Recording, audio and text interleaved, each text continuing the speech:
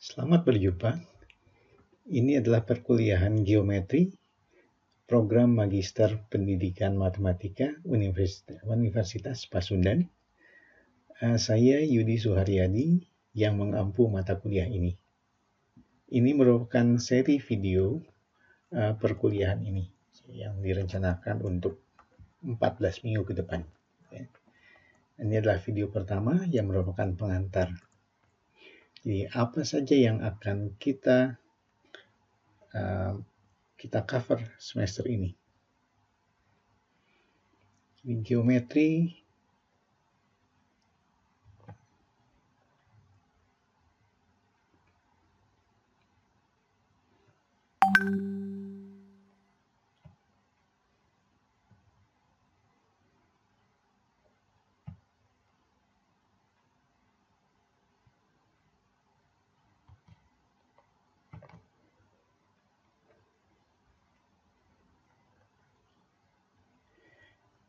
kuliah ini akan berisi beberapa bagian gitu ya.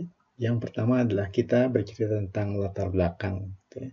Sejarah tentang geometri dari awal peradaban manusia gitu ya. Bahkan sebelumnya sampai geometri sekarang ini. Apa isunya yang menjadi dan apa yang menjadi pendorong perkembangan geometri.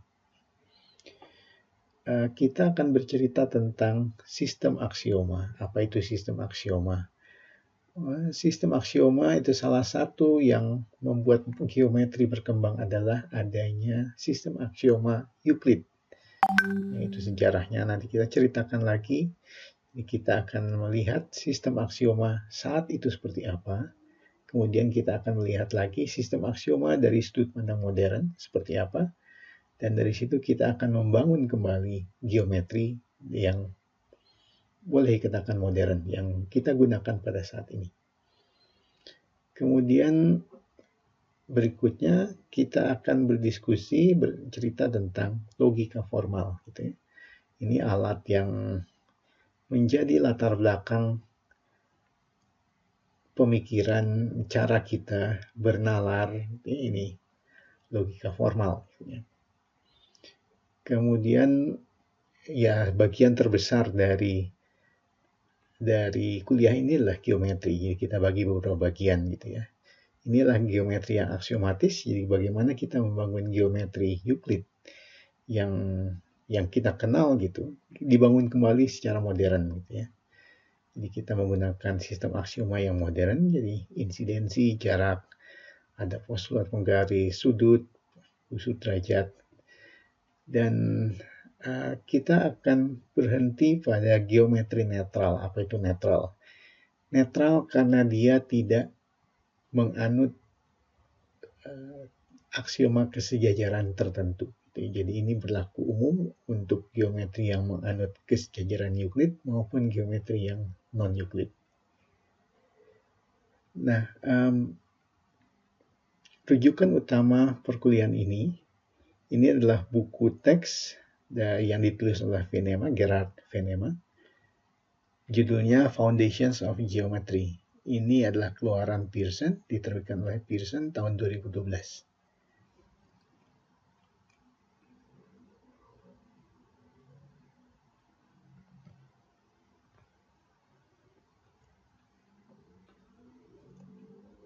Oke, kalau begitu kita akan mulai ekskursi geometri kita dengan bercerita tentang sekilas sejarah latar belakang geometri, motivasi geometri.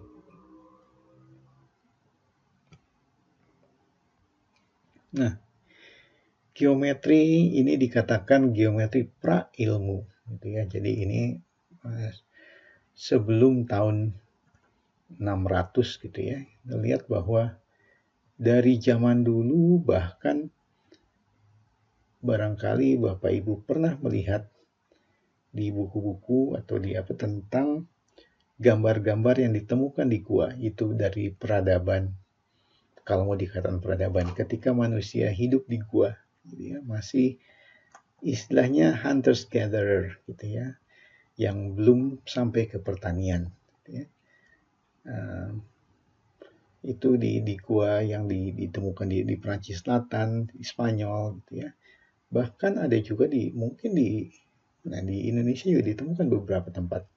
Di Raja Ampat Mesirnya, ya, gambar-gambar tentang kegiatan manusia saat itu, misalnya yang berburu, kebanyakan memang berburu ya kegiatannya.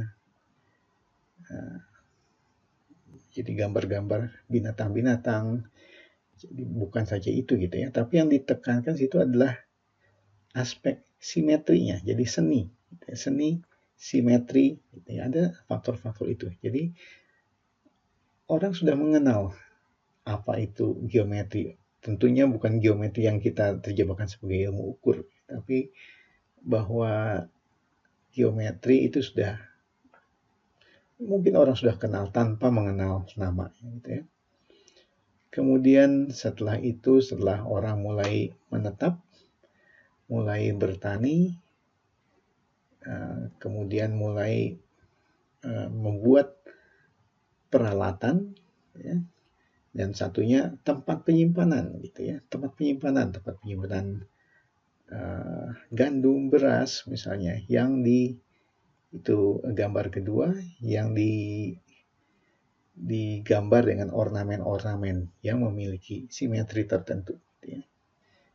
Jadi dengan begitu geometri sudah ada waktu itu ya, walaupun masih dalam bentuk seni.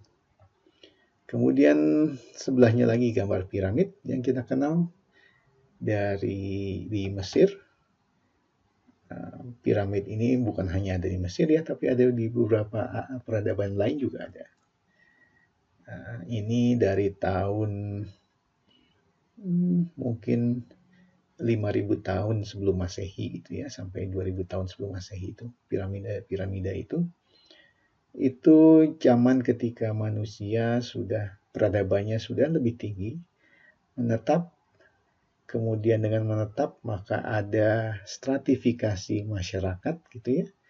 Ada golongan pekerja yang bertani, memproduksi sesuatu, ada golongan yang bangsawannya, ada penguasanya, ya, rajanya, dan ada golongan pendeta yang sudah mulai memikirkan hal-hal yang transendental gitu ya. Jadi itu kemajuan peradaban. Jadi lihat geometrinya. Nah, bangunannya, ya. Jadi orang waktu itu membangun itu sudah harus mulai menghitung, gitu ya, menghitung sudut, panjang, gitu ya, kesamaan. Jadi ada keserupaan. Sudah banyak hal dalam geometri. Ya. Jadi geometri itu sudah dari awal sekali ada manusia. Gitu. Manusia mengenal seni sampai ke peradaban. Gitu. Nah, tapi satu hal bahwa geometri di sini belum menjadi ilmu. Itu yang saya katakan. Apa itu ilmu? Ilmu adalah sesuatu yang tersistematisasi. Gitu ya. Jadi dalam ilmu aspek-aspeknya itu sudah mengenal sebab akibat. Jadi yang ini disebabkan oleh yang sebelumnya disebabkan oleh yang lain. Jadi sudah ada, katakanlah kita mengenalnya sekarang teori. Ya. Dan saat itu geometri baru sebatas sesuatu yang dipraktekkan sehari-hari untuk keperluan praktis, membangun pengamatan langit, ya, orang dulu mengamati langit dulu. Navigasi sudah mulai berlayar, mengamat dengan navigasi bintang-bintang, gitu ya. Dekorasi dan sebagainya. Nah, ini yang saya maksud sebagai geometri, sebagai sesuatu yang prailmu sebelum dia menjadi pengetahuan yang tersistematisasi. Nah, ini sampai 600 tahun sebelum Masehi. Nah, kemudian, saya mengatakan sini Greek schools ya. Entah mengapa ini muncul di peradaban Yunani, gitu ya. Di peradaban Yunani yang entah karena kebiasaan mungkin mereka. Jadi ada kelompok-kelompok orang yang pekerjaannya berpikir, ya. Jadi mereka seperti membangun, katakanlah kalau sekarang mungkin pesantren. Jadi ada guru-gurunya, ada pengikut-pengikutnya, gitu ya, pesantren. Jadi aliran-aliran tertentu. Ya. Di antaranya Aristotle, gitu ya, dengan murid-muridnya, Pythagoras, Euclid. Euclid ini saya sebut khusus karena ini awalnya dari sini, ya, cerita geometri itu. Euclid itu dari 300 tahun sebelum Masehi. Nah, ini dikenal sebagai orang atau kelompok atau katakanlah pesantren sekolah itu yang mensistematisasi geometri. Gitu ya. Dengan demikian, sekarang yang tadinya geometri merupakan hal yang praktis, sekarang menjadi ilmu. Euclid ini ada banyak orang yang percaya bahwa Euclid ini bukan cuma satu orang, tetapi adalah sebetulnya ini suatu pesantren, jadi suatu perguruan. Jadi ini dengan murid-muridnya yang banyak. Gitu ya. Nah, apa yang dilakukan Euclid dengan membuatnya jadi ilmu? Ya. Euclid melakukan aksiomatisasi, jadi untuk geometri. Ya gimana? Yang saya katakan kalau ilmu itu apa? Ilmu itu semuanya dibuat menjadi sebab akibat. Gitu ya. Nah, aksiomatisasi geometri artinya kita mencari akar yang paling, bukan kita ya, Euclid waktu itu, mencari akar yang paling mendasar dari geometri. Jadi pernyataan apa dalam geometri yang paling mendasar. Kemudian yang lain diturunkan dari pernyataan-pernyataan itu. Nah, pernyataan yang paling dasar itu disebut aksioma atau postulat. Sama saja kita akan menggunakan dua istilah itu bertukar-tukar. Lalu mulai dari beberapa hal umum dari aksioma, kemudian definisi, kemudian pengetahuan yang umum yang digunakan. Kita akan lihat nanti lebih detail. Ada 5 postulat yang digunakan di sini. Kemudian ada teorema. Teorema itu apa? Teorema adalah akibat dari postulat dari hal umum dari semuanya yang sebelumnya itu yang dibuktikan. Itu bedanya. Ya, jadi kalau postulat itu tidak dibuktikan, kalau teorema itu dibuktikan. Jadi apapun namanya, kita sekarang mengenal kalau belajar matematika ada teorema, ada proposisi, ada lemma gitu ya, ada akibat. Tapi semuanya itu dibuktikan. Nah, itulah kita sebut secara umum itu teorema. Dan usaha Euclid itu ini bisa dikatakan kolosal, gitu ya. Ini mencakup totalnya lebih dari 500 teorema dalam 13 buku. Gitu. Nah, inilah yang perkembangan geometri di zaman Yunani, gitu ya. Antara 500 sebelum Masehi sampai 200 setelah Masehi. Jadi ya, itu setelah itu zaman Romawi ya sudah mulai. Nah, inilah contoh dari buku yang ditulis oleh kelompok Euclid ini. Ada 13 buku yang Euclid, judulnya The Elements. Ya. Dan buku ini masih entah ditulis sudah zaman kapan ya. Dalam huruf Yunani, dikoleksi oleh ini Clay Mathematics Institute of Historical Archive. Ini di Clay Mathematics ini di Los Angeles, di Amerika Serikat. Ya. Jadi ini Anda bisa melihat ini buku-buku ini lewat, itu saya tuliskan di bawah linknya, tautannya itu. Anda bisa melihat versi aslinya dalam bahasa Yunani dan di sebelahnya bahasa Inggrisnya. Ya. Anda juga bisa menggunakan kemudian Google Translate untuk melihat bahasa Indonesianya. Walaupun bahasa Indonesianya jadi agak sulit. Sulitnya adalah memang bahasanya masih bahasa lama gitu ya. Nah, jadi ada 13 buku di sini, ada jadi bukuan itu bercerita tentang segitiga, apa itu kesejajaran dan luas gitu ya. Dan selanjutnya buku kedua tentang sudah mulai operasi-operasi aljabar situ, circle. Dan buku yang terakhir yang ke-13 itu adalah tentang geometri 3 dimensi ini, mulai regular solid. Ini yang kita kenal sebagai platonic solid. Jadi yang namanya kita kenal sebagai kubus, tetrahedron, gitu ya, piramid, icosahedron, seperti itu. Nah, kita lihat ini contohnya di buku pertama ini. Nah, ini yang pertama itu ini yang disebut definisi.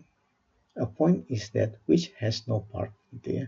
Perhatikan bahasanya juga sudah agak aneh ini ya.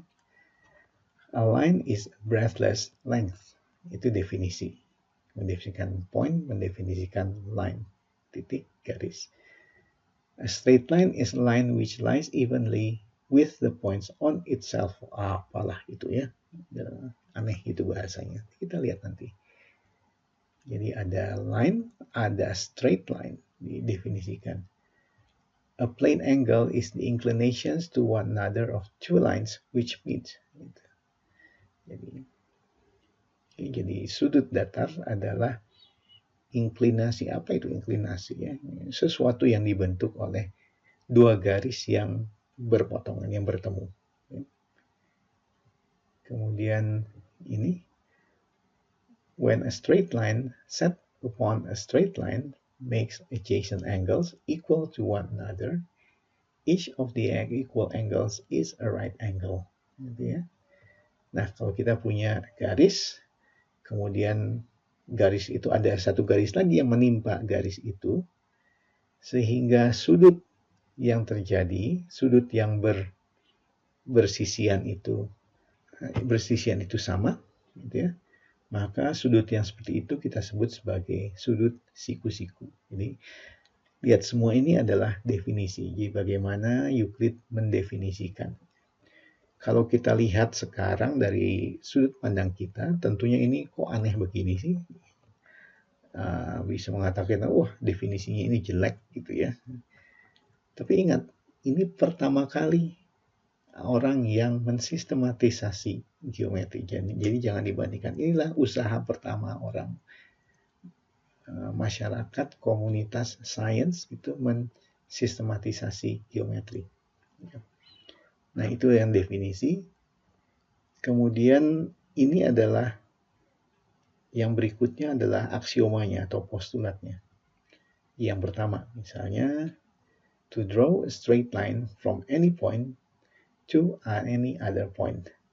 Jadi dalam bahasa kita sekarang mengatakan adalah menggambar garis lurus dari satu titik ke titik lain. Jadi diberikan dua titik, maka kita bisa menghubungkan kedua titik itu dengan satu garis. Itu dalam bahasa kita yang lebih baku.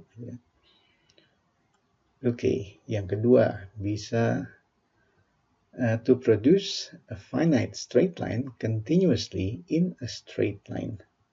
Apalagi itu ya. Jadi ini tuh kalau dalam bahasa kita sekarang itu mengatakan diberikan straight line, kita bisa memperpanjangnya. Ya, tapi kenapa bisa begitu ya terjemahannya? Nah, nanti kita lihat bahwa istilah yang sama, itu istilah juga berevolusi. Jadi, kita mengenal kata line, gitu ya, dalam bahasanya lines dari zaman Euclid, bahkan sebelumnya ya. Line sekarang juga masih kita gunakan lines, tapi maknanya itu sudah berubah. Jadi kita akan melihat bagaimana perubahan makna itu juga. Nah, jadi kita juga bekerja dengan sebetulnya sejarah dari bahasa gitu ya. Jadi bagaimana bahasa berubah, berevolusi dalam peradaban manusia. Nah, kemudian yang ketiga, to describe a circle with any center and distance. Di dalam bahasa kita sehari-hari ini mengatakan diberikan satu titik dan diberikan satu jarak tertentu, maka kita bisa membuat lingkaran berpusat di titik itu dengan jari-jari jarak tersebut. Aksioma keempat, semua sudut siku-siku adalah sama, jadi tidak tergantung posisi. Oke, nah yang kelima ini yang paling seru nih. Ya. Lihat dari kalimatnya saja sudah panjang begini. Nanti apalagi nanti kontroversi yang dihasilkannya. Dan inilah memang yang menjadi motivasi berkembangnya geometri. Jadi inilah aksioma kesejajaran. Ini aksioma kesejajaran Euclid ini ya. That if a straight line falling on two straight lines makes the interior angles on the same side less than two right angles. Nah, mestinya sih digambar gitu ya. Nanti kita lihat sambil menggambar. The two straight lines, if reduced indefinitely, meet on that side on which the angle are less than two right angles. Apa tuh? Ya. Oke, jadi kita punya dua garis tuh yang ada. Kemudian ada garis ketiga yang menumpuk di dua garis tersebut. Sehingga kalau kita lihat sudut dalamnya, ya, nah jika sudut dalam terjadi, ini kurang dari dua sudut siku-siku. Ya, sekarang kita mengenal derajat ya. Jadi ini jumlah dua sudut dalam itu kurang dari 180 derajat. Oke, maka kedua garis yang ditumpuk itu, ya, jika diperpanjang akan bertemu. Ya. Di mana? Di sisi yang sama dengan yang sudut yang kurang dari 180 derajat itu. Oke, ya, mesti sambil digambar nih ini. Oke, di gambarnya nanti kita coba di papan tulis, tapi ini kita ceritakan saja dulu. Nah, apa bedanya yang 1, 2, 3, 4 dengan yang 5 ini? Yang 1, 2, 3, 4 itu kalimatnya pendek-pendek kok itu. Ya. Jadi itu adalah sesuatu yang mestinya dalam bahasa Inggrisnya self-evident. Itu yang jelas lah begitu, masa iya nggak begitu gitu ya. Diberikan 2 poin, maka kita bisa membuat garis yang menghubungkan 2 titik itu. Masa iya nggak bisa. Ya, itu hal yang jelas. Itu bedanya dengan yang kelima ini. 5 sama sekali nggak jelas. Kok bisa ya begitu? Ya, karena itu orang dari dulu sejak zaman Euclid juga sudah curiga bahwa sepertinya yang 5 ini bukan postulat, rumit begitu gitu ya. 5 ini mungkin adalah teorema. Artinya 5 ini harus dibuktikan. Ya. Jadi itu orang curiga. Nah, tapi itu usaha itu yang selama 2000 tahun gagal gitu ya, malah menghasilkan sesuatu yang lain yang tidak terduga sebelumnya. Nah, standar rigor saat itu berbeda dengan sekarang. Jadi dalam satu sistem aksioma rigor itu apa? Rigor itu kalau Anda lihat kamus, rigor bisa berarti kaku, bisa berarti keras, bisa berarti ketat gitu ya.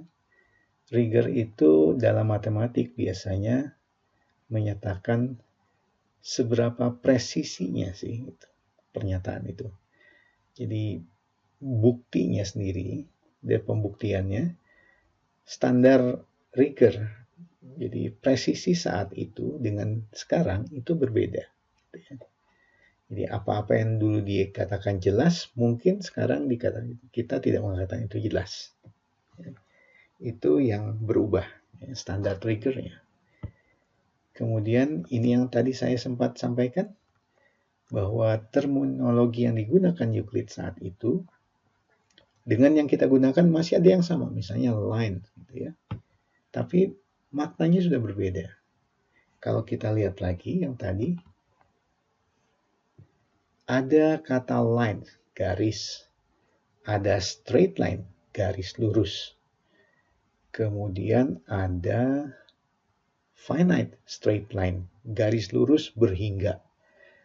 Dari pengertian garis kita sekarang, kita tahu garis kan yang panjangnya tidak terbatas tuh, bisa terus diperpanjang ke dua arah gitu ya. Jadi finite straight line tidak ada tuh. Finite straight line apa itu ya?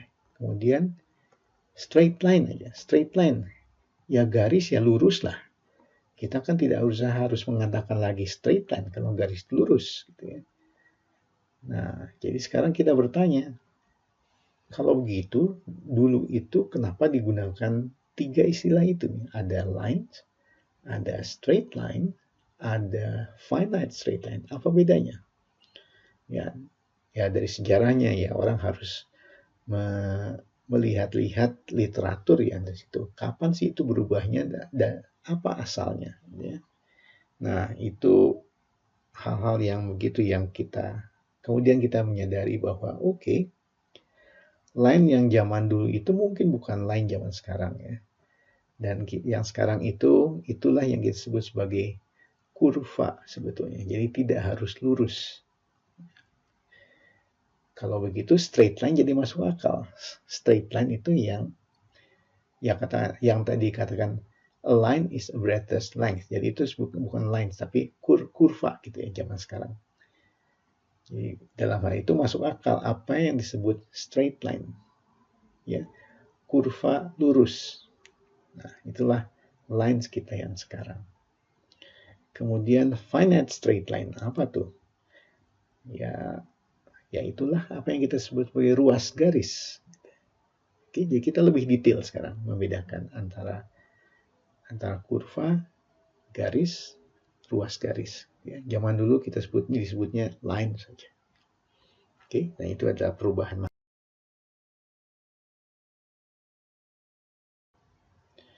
Oke, kita lanjutkan lagi perjalanan sejarahnya geometri ini ya. Nah, setelah zaman Euclid, zaman Yunani itu, setelah tahun 200 sudah masuk oleh Masehi ini adalah zaman Romawi. Gitu ya. Nah, zaman Romawi ini kita kenal berbagai macam bangunan yang monumental gitu ya. Masih ada sampai sekarang, misalnya ya Kolosium di Roma ataupun water duct gitu, saluran-saluran air yang mengalirkan air sampai puluhan kilometer bahkan ratusan kilometer ya. Mereka bisa membuat saluran-saluran air seperti itu. Loh, kok bisa ya membuat itu? Mestinya ilmunya juga sudah ada, geometris. Nah, tapi ingat, yang digunakan itulah geometri sebagai ilmu yang praktis. Nah, dari ilmunya sendiri, di zaman Romawi itu tidak banyak tercatat kemajuan ilmu. Yang maju apa? Yang maju adalah kita katakan adalah rekayasanya. Ya, jadi segi rekayasa, jadi konstruksi, ya, itu yang hebat. Tapi dari keilmuan, Romawi itu tidak banyak mengembangkan itu. Ya, ini ada hubungannya juga. Banyak orang menceritakan bahwa kenapa sains tidak berkembang atau matematika tidak berkembang zaman Romawi. Nah, representasinya aja sulit begitu gitu ya. Bapak Ibu kan tentunya belajar juga ya tentang angka Romawi. Kalau kita menulis 2000 tahun 2020 gimana menulisnya? Ada yang menulis ribuan itu M ya, M 20 M XX gitu ya. Kemudian bayangkan, kalau Bapak Ibu nonton film di belakang atau di depan gitu ya, kreditnya pasti ada kan tahunnya itu selalu dalam bentuk Romawi, dalam notasi angka Romawi gitu ya. kita tidak banyak menemukan lagi. Nah, bayangkan bagaimana orang pada saat itu dengan angka Romawi melakukan aljabar, gitu ya. Menjumlahkan aja lah, misalnya berbelanja di pasar gitu ya, terus menjumlahkan, gimana tuh menjumlahkan dengan angka Romawi, ya. Atau mengurangkan, ya, MCXX dikurangi MCXX III gitu ya. Wah, itu aja udah susah gitu ya. Apalagi perkalian. Gimana perkalian dengan angka Romawi?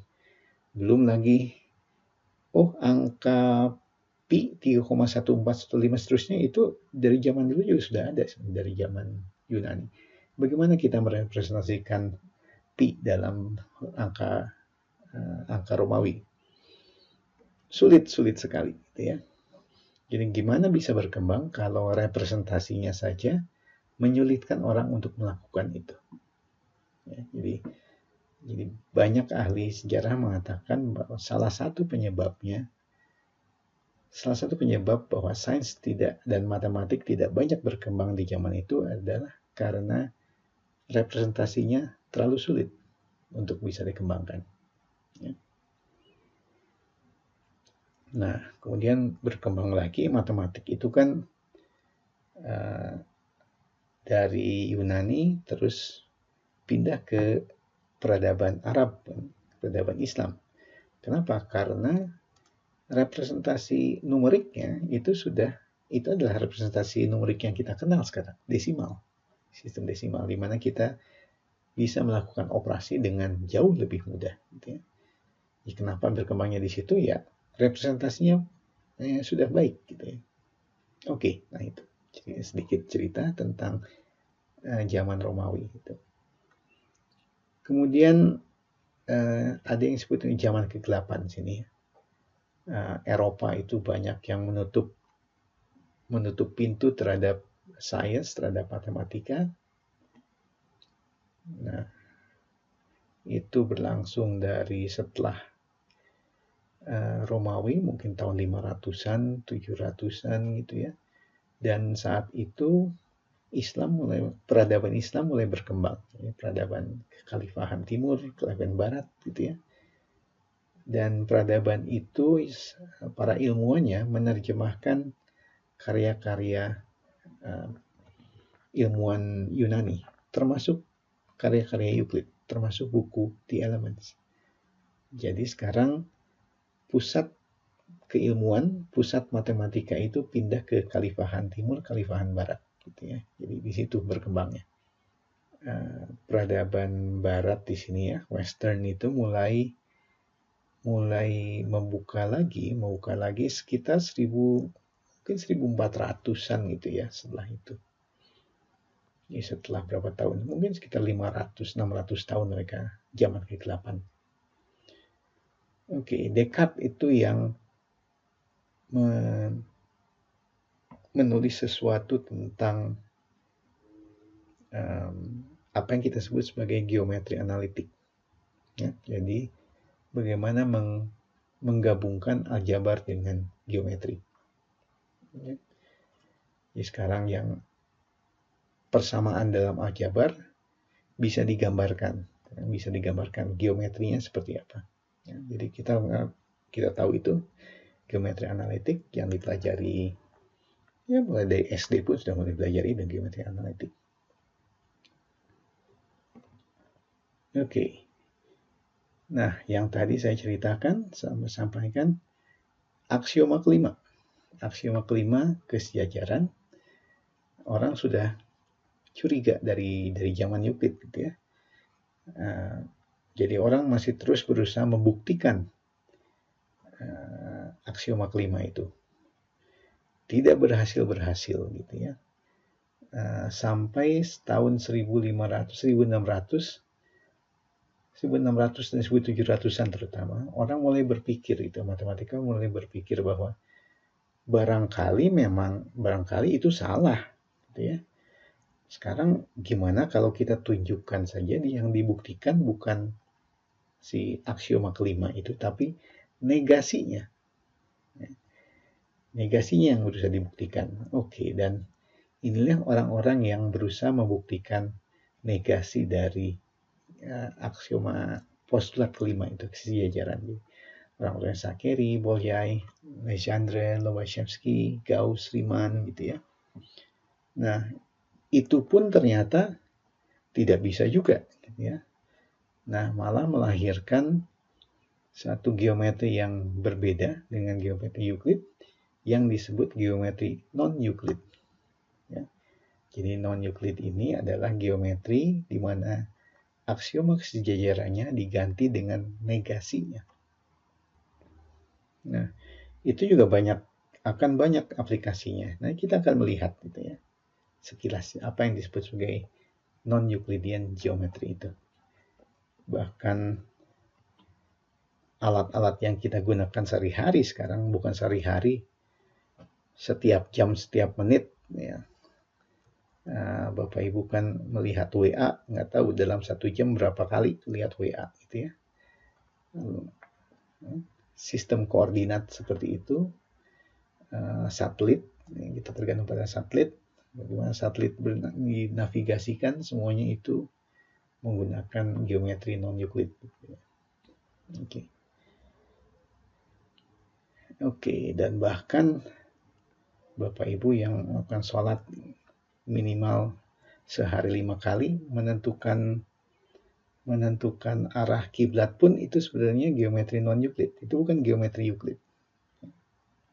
Oke, jadi bahwa hal yang sehari-hari kita lakukan gitu ya, tanpa curiga, tanpa apapun, itu ternyata tergantung dari sesuatu yang agak aneh gitu ya. Kemudian ini akhir tahun 1800-an, Bernard Riemann, Felix Klein ini lebih memang membuat sistem geometri yang non-Euclidean itu. Kalau sebelumnya orang baru curiga gitu ya. Jadi sekarang Riemann, Klein itu justru sengaja membangun geometri yang non-Euclid itu. Dan menunjukkan bahwa itu punya aplikasi gitu ya, dalam kehidupan sehari-hari. Ya, jadi dia menunjukkan kita mengenal istilah konsistensi. Istilah konsistensi di sini punya pengertian yang precise itu nanti kita lihat. Oke, setelah itu yang sudah kita katakan zaman modern gitu ya, dalam geometri itulah Poincaré ini ilmu yang baru itu topologi. Ini geometri tapi sudah kalau geometri tidak ada jarak lagi, gimana bentuknya? Jadi Poincaré lah salah satu yang paling awal membuat itu. Gitu ya. Jadi teknologi kita modern sekarang itu tidak berkembang tanpa adanya topologi. Oke, itu jadi kira-kira cerita tentang geometri. Oke, kita sudah cerita sedikit tentang kontroversi postulat kelima. Gitu ya. Nah, ini tadi yang orang sudah curiga gitu ya. Nah, oke, sini saya kutipkan 3 pernyataan ya, yang ekivalen dengan aksioma kelima tadi. Gitu ya. Ini lebih pendek, jadi mungkin bisa kita lebih mengerti lebih baik. Gitu ya. Kita lanjutkan tentang kontroversi yang ditimbulkan karena postulat kelima ini, yang tadi postulat kesejajaran. Nah, postulat kelima itu dalam bentuk yang lain, bentuk yang lebih sederhana, seperti ini kira-kira. Diberikan satu garis, diberikan titik di luar garis itu. Nah, postulat kelima mengatakan bahwa terdapat tepat satu garis melalui titik itu dan sejajar dengan garis yang diberikan. Oke, ada tepat satu. Nah, bagaimana orang berusaha membuktikan itu? Biasanya yang digunakan adalah metode kontradiksi gitu ya. Kalau metode kontradiksi itu apa? Jadi dengan cara mengasumsikan negasinya. Negasi dari pernyataan aksioma Euclid ini. Nah, negasinya ada 2 macam sekarang. Karena pernyataannya mengatakan ada tepat satu, maka negasinya sekarang 2 macam. Karena yang dinegasikan bisa tidak terdapat atau lebih dari 2, paling sedikit 2, ya, lebih dari 1 ini, sedikitnya 2. Jadi 2 macam itu. Nah, tapi ternyata usaha membuktikan dengan menggunakan metode kontradiksi ini tidak kunjung memberikan kontradiksi yang dicari, gitu ya. Jadi kelihatannya masih konsisten. Malah kemudian ini melahirkan geometri yang kemudian dikenal sebagai geometri eliptik, geometri bola itu, dan geometri hiperbolik yang pelana. Ya. Jadi ini ilustrasinya. Kalau geometri Euclid bisa digambarkan sebagai bidang. Lihat di situ ada segitiga, dan jumlah sudut dalam segitiga itu adalah 180 derajat. Kemudian di permukaan bola ada gambar segitiga juga. Kalau dijumlahkan sudut dalamnya ini lebih dari 180 derajat, ya, karena segitiganya juga seperti cembung gitu ya. Kemudian segitiga di pelana ini sudutnya kurang dari 180 derajat. Ya, ternyata menghasilkan geometri yang agak aneh ya di sini. Oke, sekarang mengulang jadi 13 buku. Pernyataan sederhana, postulat. Ini saya tuliskan dalam bahasa Indonesia, sebenarnya ini yang tadi gitu. Oke, seperti ini. Diberikan 2 titik, dapat dibuat garis melalui kedua titik itu. Segmen garis dapat diperpanjang, ini ruas garis bisa diperpanjang. Lingkaran dapat dibuat dengan titik pusat dan jejari yang diberikan. Semua sudut siku-siku adalah kongruen dan kesejajaran Euclid. Gitu ya. Ini penomoran definisi yang tadi sudah kita. Oke, yang kelima tadi belum ya. Ini tentang apa yang disebut obtuse angle. Ya, jadi ini sudut tumpul, acute angle. Ini sudut tajam. Oke, kita kenal ini. Nah, kita belum cerita tentang apa yang disebut common notions, konsep umum. Konsep umum ini adalah segala sesuatu, hampir seperti postulat. Jadi segala sesuatu yang sudah dianggap benar. Ya. Nah, ini apa ini? Things which equal the same thing are also equal to the one another. Jadi apa nih? Jadi kalau ada A sama dengan B, kemudian C sama dengan B, maka kita simpulkan yang pertama itu sama dengan yang ketiga. Semuanya jadi sama. Oke, itu maksudnya. Tapi ini tidak jelas mengatakan yang sama itu apa sih? Apakah bilangan, apakah garis, apakah bisa ternak, atau apa ini yang diceritakan? Ya, jadi hanya common notion saja. Oke. Nah, ini sebabnya kita katakan bahwa tingkat rigornya ini tidak sama dengan rigornya sekarang, ya, presisinya. Jika sesuatu yang sama ditambahkan pada yang sama juga, hasilnya juga sama. Ya, itu yang kedua. Oke, yang ketiga, yang 4, 5, dan sebagainya itu. Yang kelima, keseluruhan itu lebih besar daripada sebagian. Ya. Tidak jelas juga yang diceritakan itu apa sih sebetulnya. Jadi itu ceritanya tentang presisi. Ini satu contoh aja tentang proposisi, jadi tentang teorema, apa yang harus dibuktikan. On a given finite straight line, to construct an equilateral triangle. Equilateral triangle itu segitiga sama sisi. Jadi apa nih maksudnya? Jadi ini diberikan suatu ruas garis, maka kita bisa menggambar segitiga sama sisi dengan dasar ruas garis tersebut. Ya. Jadi buktinya gimana tuh? Buktinya bisa dibaca sebentar. Ya. Misalnya AB-nya itu ruas garis yang diberikan. Nah, dengan berpusat di A dan jarak AB, buat lingkaran. Ya. Ini konstruksi jangka ini. Kemudian begitu juga di C. Ya. Nah, kedua lingkaran ini berpotongan, terus disambung. Nah, inilah bukti asli dari buku Euclid seperti itu. Dan ternyata berapa tahun tuh? 2500 tahun kemudian kita buktinya masih sama tuh di buku SD ya, seperti begini. Diberikan ruas A, buat lingkaran berpusat di A, jari-jarinya AB, gitu ya, buat lingkaran.